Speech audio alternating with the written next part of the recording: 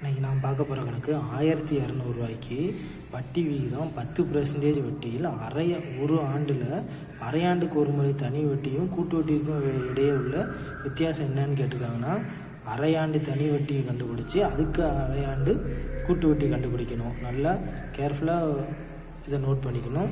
மொத்தமே ஒரு வருஷம்தான். அப்படிங்கும்போது சிம்பிள் இன்ட்ரெஸ்ட்டு பி எவ்வளவு 12,000 சாரி 1200 இன்ட்டு எண்ணு தான் அரையாண்டுன்னு சொல்லிட்டாங்க.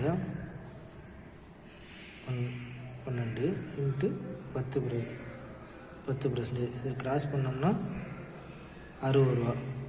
சிம்பிள் இன்ட்ரெஸ்ட் எவ்வளோ கிடைக்குன்னா 60 ரூபா கிடைக்கும். அப்போ 1200 ரூபாயோட 60 ரூபாயை கூட்டுறோம். அப்போ 1260 ரூபா கிடைக்கும். இதுக்கு அரையாண்டுக்கு கூட்டு வட்டி காம்பவுண்ட் இன்ட்ரெஸ்ட் கண்டுபிடிக்கணும். 1260 இன்ட்டு வட்டி விகிதத்தில் அரையாண்டுங்கிறதுனால பாதி ஆக்கிக்கலாம். 5/100.